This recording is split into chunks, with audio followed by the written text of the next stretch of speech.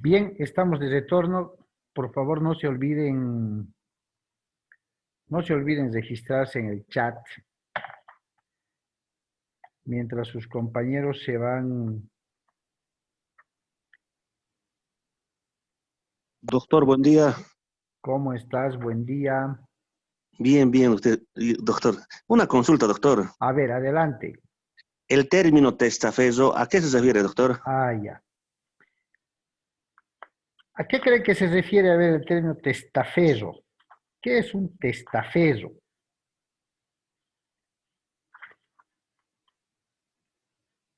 Bonito término, además.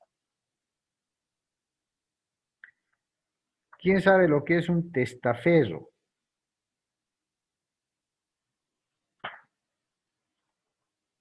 ¿Nadie?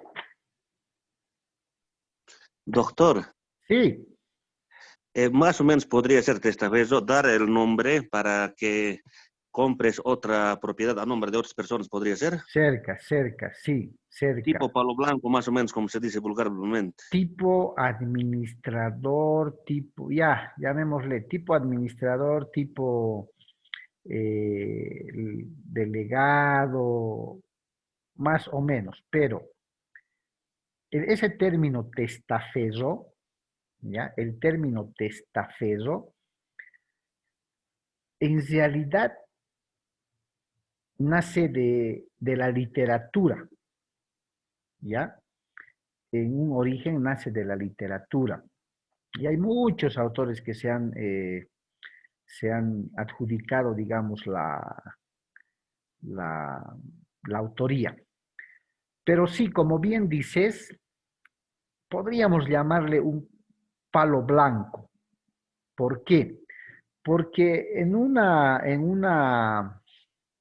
definición exacta, el testaferro es aquella persona que presta su nombre, así dice, presta su nombre, su identidad o su firma, dicen inclusive los diccionarios jurídicos, para figurar como titular en un determinado negocio o asunto jurídico ajeno a él. Entonces, cuando hablamos de prestar tu nombre, de prestar tu firma, de prestar tus datos, lógicamente estamos hablando de un palo blanco, ¿no? Me voy a hacer figurar aquello. ¿Cuál es el objetivo? El objetivo es encubrir, ¿no? El objetivo es una figura, es como llamaba el doctor Carlos Morales Guillén, una figura mentirosa de lo que es el mandatario, ¿cierto? Muchos se preguntaban y decían, pero ¿para qué un testaferro si puedes darle un poder? Pero el objetivo es otro, porque prestar la identidad para un contrato o para aparecer como titular de un negocio, ¿no ve? Necesariamente tiene que ver con intereses personales del por qué se está haciendo aquello. Normalmente se ven las novelas, ¿no ve? Compran acciones de empresas con testaferros, no saben a qué se refiere, quién es el nuevo dueño y todo aquello, ¿cierto? Entonces, el testaferro de manera gramatical podemos definirla como aquella persona que presta su nombre, su identidad, su firma para un determinado negocio, para aparecer como titular de un determinado negocio. ¿Listo? Gracias, doctor, muy amable, gracias, Ya, gracias. listo. Chao. Bien, veamos entonces, siguiendo con el avance de la materia, tuvimos ya la primera batalla, que fue el primer parcial, donde estimo que todos hayan sacado 20 sobre 20 porque no estaba tan difícil la cosa, ¿no? Para nada. Aunque siempre hay. Bien, la sucesión testamentaria.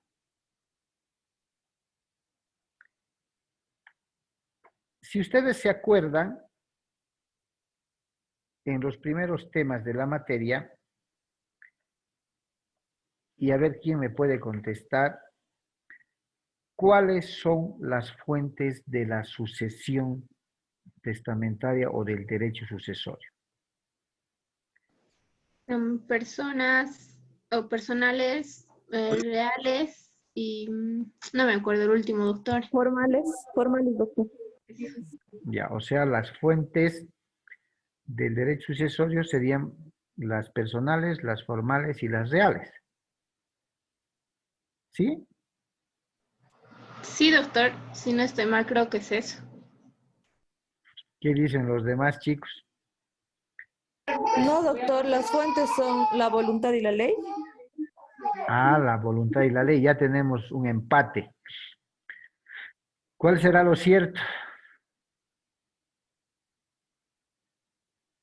Doctor, son la voluntad y la ley. Los otros son los elementos, creo. Ah, ya. Sí, doctor, sí. Son la voluntad y la ley. Llama a la confusión, ¿no ve? Me agrada que se confundan para poder corregir. Sí, las fuentes del derecho sucesorio son la voluntad y la ley. Ahora, fíjense, cuando vimos la sucesión legal, este tipo de sucesión, ¿por quién está reglada? ¿Por la voluntad o por la ley? Por la ley, doctor. Por la ley. ¿No ve? Por eso se llama sucesión legal. ¿Cierto? Por eso se llama sucesión legal.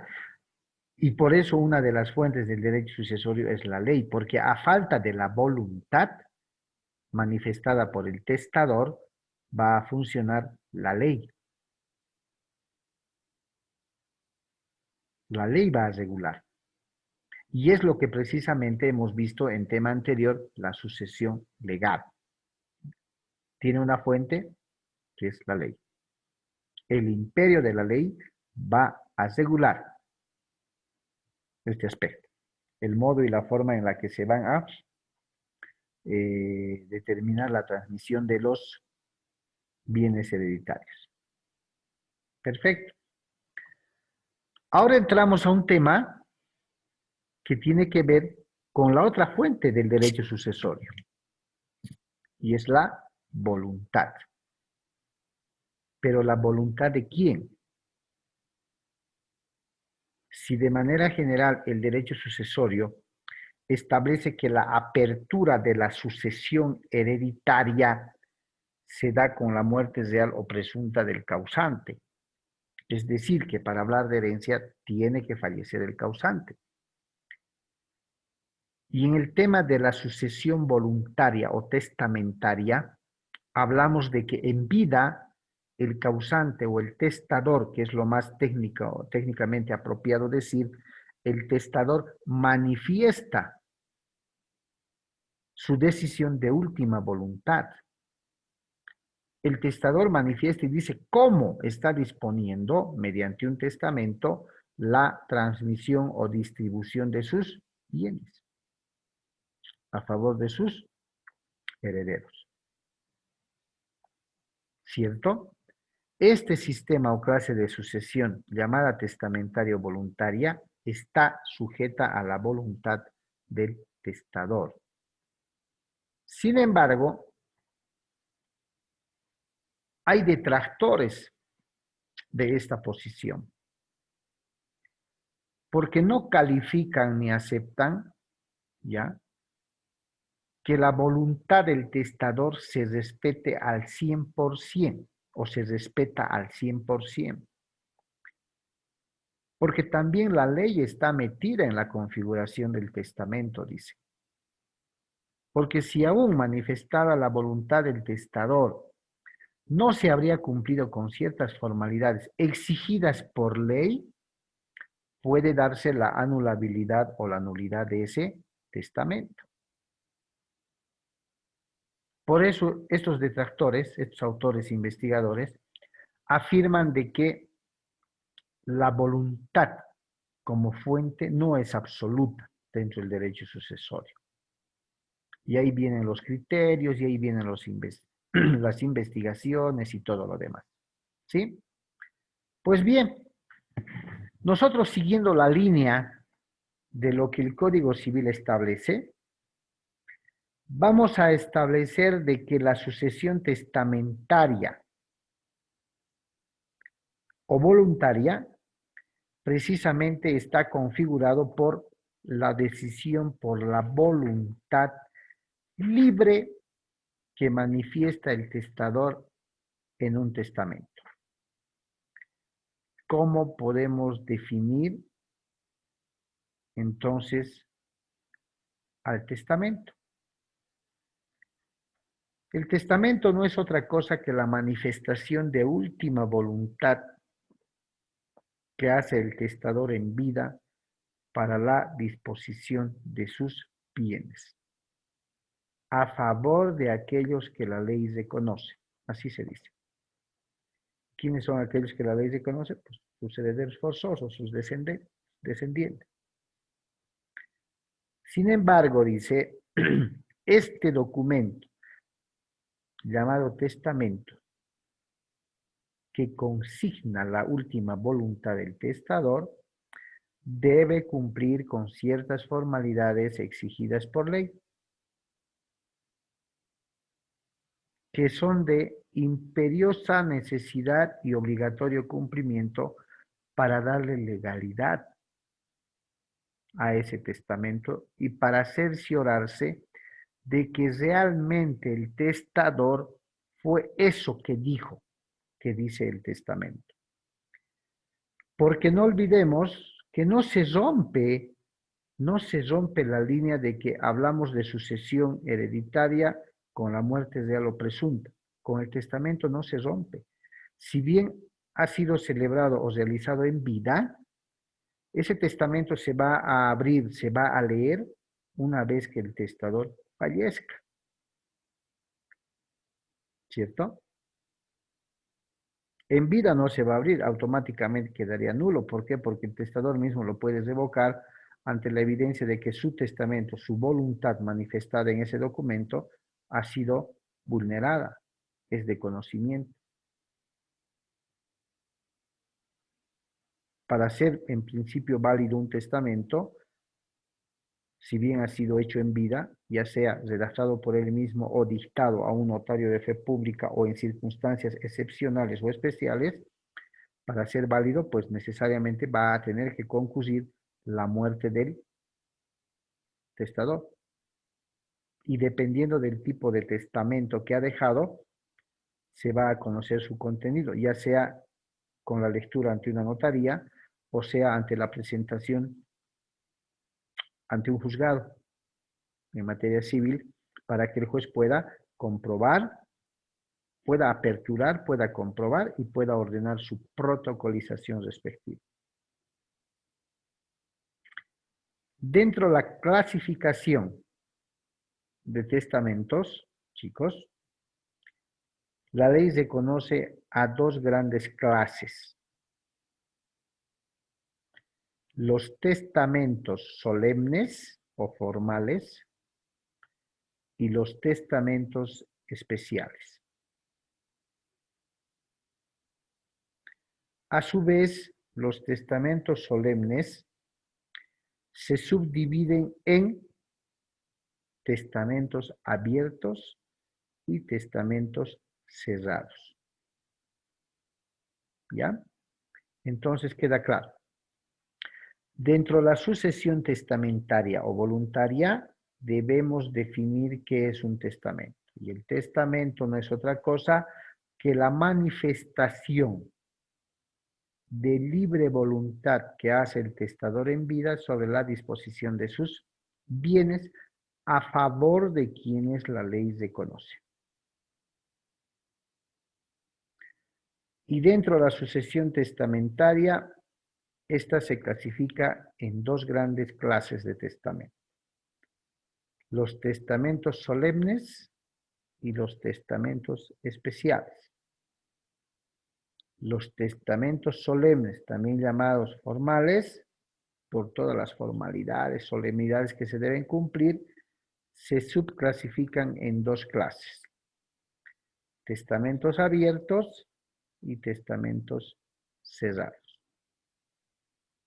Ya, por favor, que no olviden, no se confundan entre la clasificación de los testamentos y la subclasificación que se genera en este aspecto.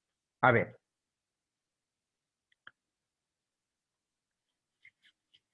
Veamos, sí, adelante.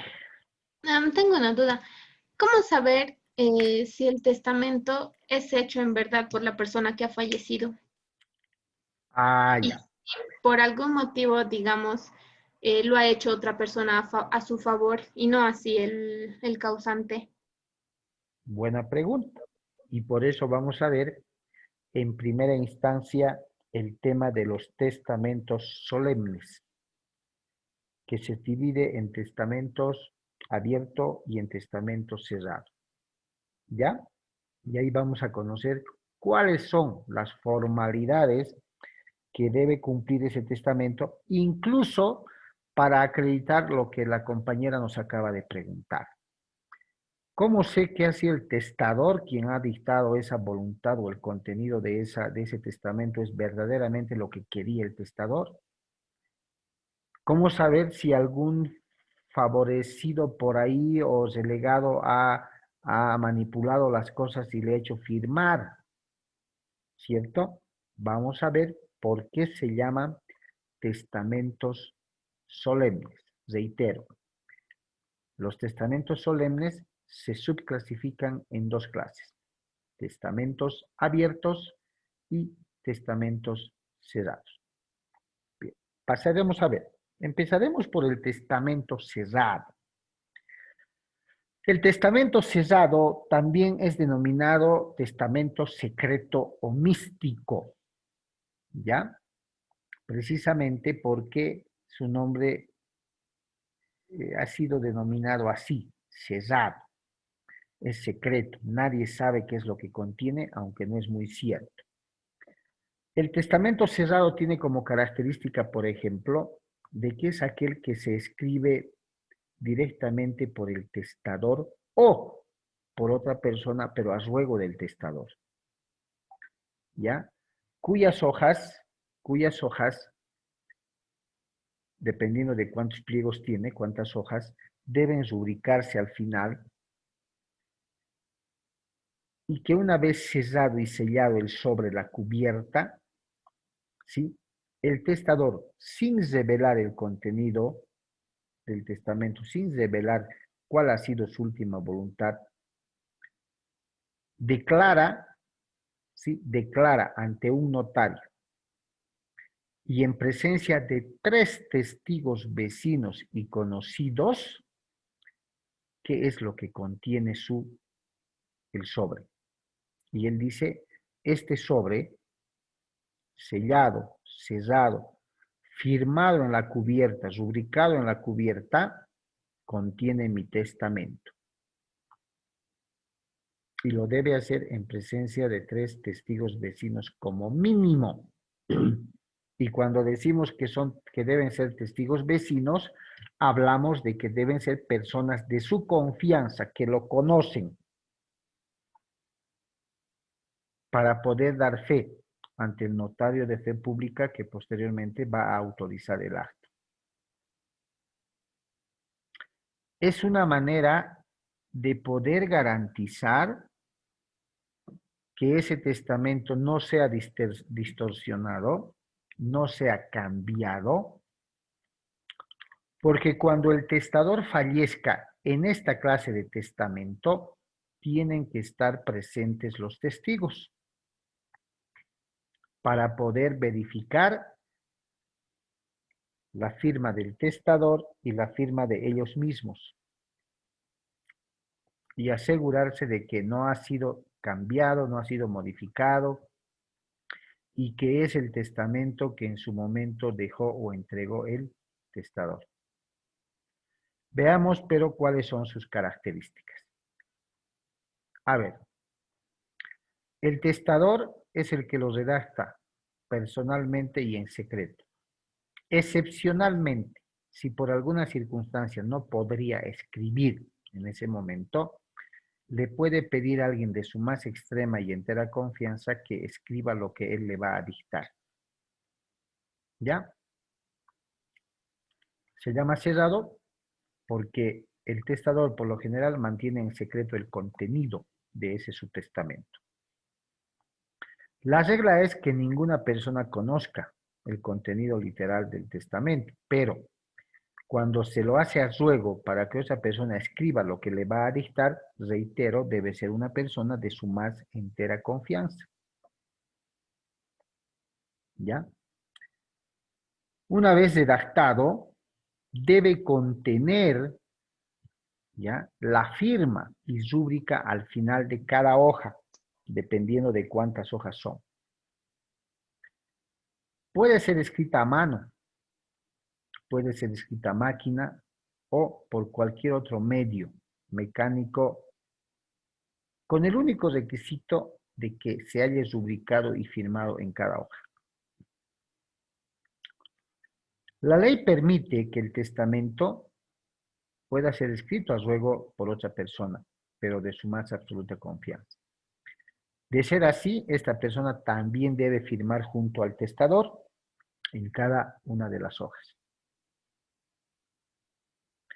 Concluida la redacción de su testamento, personalmente o por alguien a ruego, el autor, es decir, el testador, la va a sellar en un sobre o cubierta de seguridad. También firman en las cubiertas, donde está justamente la parte del pegado del sobre, y la deben llegar, como decía la primera diapositiva, ¿no? Porque vienen a ser los siguientes requisitos. El testador debe presentarla ante un notario de fe pública en forma personal, expresando a viva voz que lo que contiene el sobre es su testamento, es la manifestación de su última voluntad. Esta presentación y manifestación a viva voz de lo que contiene el sobre es su testamento, necesariamente debe hacerse en presencia de 3 testigos vecinos. Ya es un requisito. Es un requisito. La falta de uno de estos requisitos conlleva la nulidad de este acto. ¿Sí? Ya en presencia del notario y de los 3 testigos vecinos, el notario debe verificar la identidad del testador. Fuera de verificar su identidad, también debe cerciorarse de que la persona, hombre o mujer, que esté presentando su testamento en presencia de esta autoridad fedataria y de 3 testigos vecinos, se encuentre ubicado en tiempo y espacio, se encuentre en pleno uso de sus facultades mentales. Y para ello les hacen los notarios una serie de preguntas. ¿Ya? Una serie de preguntas. Les hablan, díganme cuál es su nombre completo, cuándo ha nacido, si se acuerda su número de carnet, si son muy de avanzada edad, ¿no? ¿Quiénes eran sus padres? ¿Sabe qué día es hoy? ¿A qué hora estamos? O sea, preguntas que le den al notario la noción de que esta persona no es interdicta, primero, no sufre de algunos retrasos o lagunas mentales que puedan acarrear la nulidad del testamento o puedan acarrear la duda de que verdaderamente ese sobre contiene un testamento que ha sido redactado por él. ¿Listo? Entonces se cerciora por todos los medios posibles que todo esté en orden, que todo sea legal. No se olviden que el notario es la persona fedataria de todo acto jurídico. ¿Listo? Posterior a ello, el notario lo que va a hacer es identificar a los testigos presenciales. Va a labrar un acta de otorgamiento de testamento. y lo va a hacer en la cubierta del sobre. Va a aperturar un protocolo y va a inscribir ahí, va a registrar ahí el otorgamiento del registro.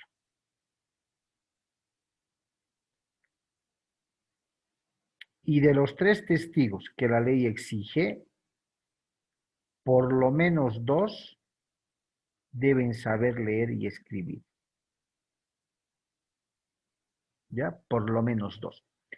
Fíjense, es una serie de requisitos para precisamente garantizar, como bien decía Sandra, si mal no recuerdo, de qué manera podemos cerciorarnos de que lo que contiene el testamento es lo que verdaderamente el testador ha decidido.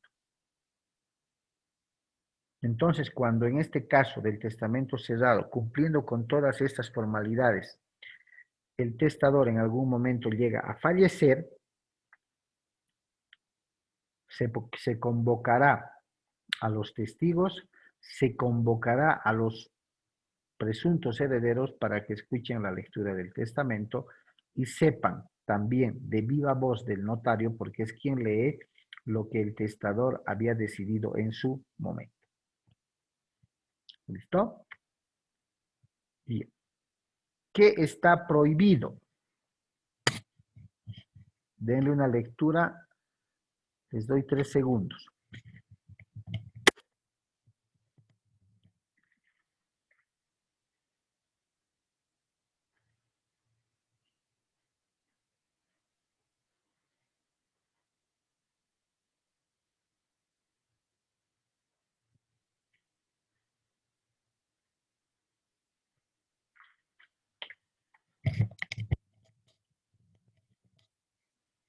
No pueden hacer testamentos cerrados quienes no puedan o no sepan leer. Lógico. Si la ley exige que por excelencia sea redactado de mano propia, no van a poder hacer un testamento cerrado quienes no puedan o no sepan leer. Los analfabetos, lógica consecuencia, ¿no? No pueden hacer testamentos cerrados, claro.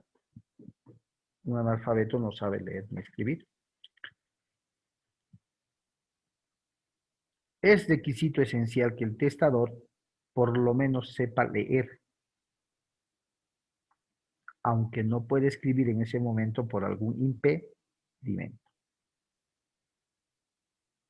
¿Por qué? Porque tiene que cerciorarse, pues, de manera personal, el contenido de su testamento, especialmente cuando ha sido redactado o escrito a ruego, por algún impedimento que en ese momento él tenía de poder escribir. Lo va a tener que leer, ¿cierto? Esas son las prohibiciones que establece la norma civil. Ahora, el testamento del ciego, el mudo y el sordomudo. Y quiero que me entiendan bien. La ley no objeta que las personas que padecen o carecen de la visión puedan otorgar testamentos cerrados. Estamos hablando de los cieguitos, ¿no? Porque estas personas con estas capacidades especiales tienen pues un lenguaje, que es el lenguaje braille, ¿cierto? Ellos saben leer esto y lo saben escribir también. Entonces, las personas que carezcan de la visión pueden dejar testamentos cerrados. Mudo y sordomudo. El mudo o sordomudo que es capaz podrá hacer testamento cerrado, todo escrito o firmado por su propia mano. ¿Ustedes creen que el mudo y sordomudo tendrá algún problema para hacer su testamento? No, doctor. ¿O no podría hacerlo? Sordo, la persona que adolece del oído, ¿cierto? Audición. Sordomudo, aquella persona que adolece de la audición, pero que también no puede hablar. ¿Es factible que pueda hacer un testamento cerrado?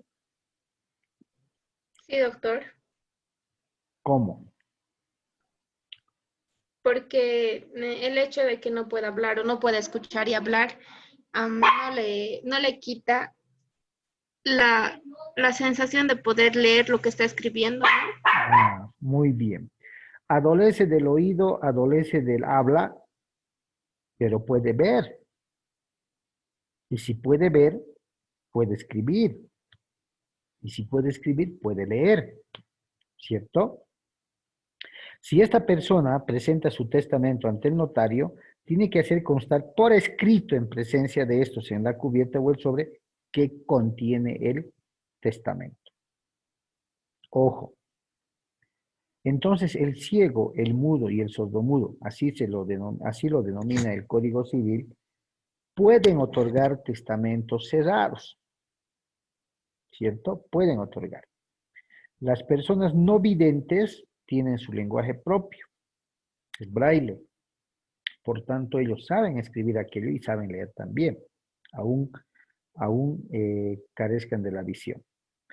Los mudos y sordomudos, lo propio, están habilitados. ¿Por qué? Porque si bien adolecen del oído y adolecen del habla, la visión les funciona.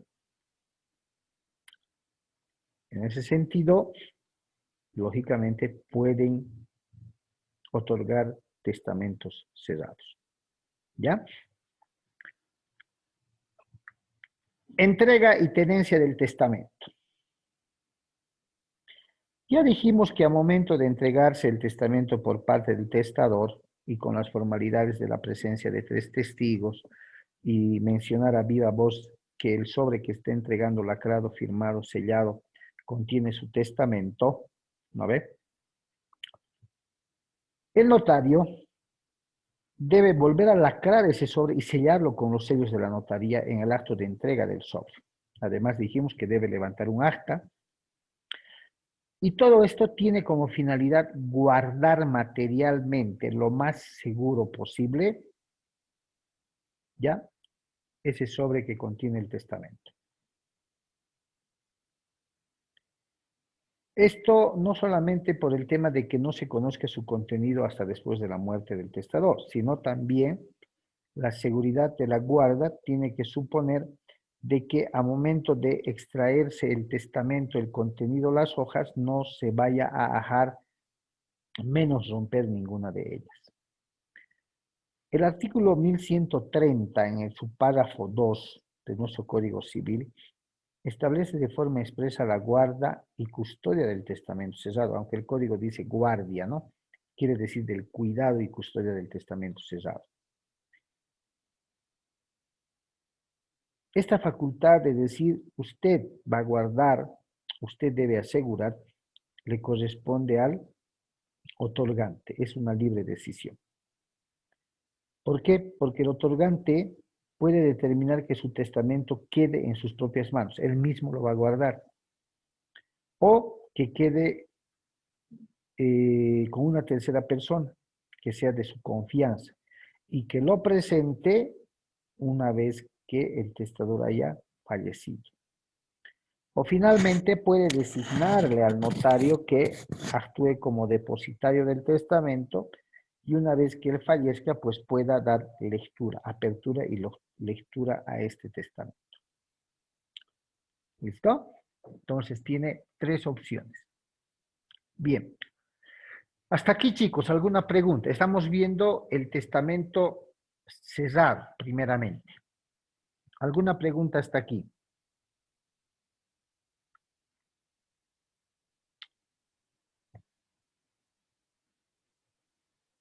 ¿O está clarísimo?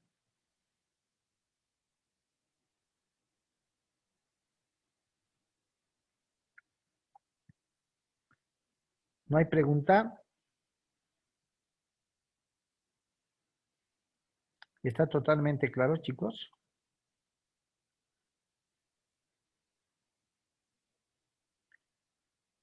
Muy bien. Sí, ¿no? Eso quiere decir que está totalmente claro, como el agua. Bien, estamos llegando nuevamente, chicos, a la finalización de la segunda sesión. Vamos a continuar el día miércoles. Sí, miércoles que nos toca. Por favor, vayan dándole un control de lectura al Código Civil para poder tener clara la idea y si tienen alguna duda, pues vamos a absolverla el día miércoles en la clase pertinente. ¿Listo?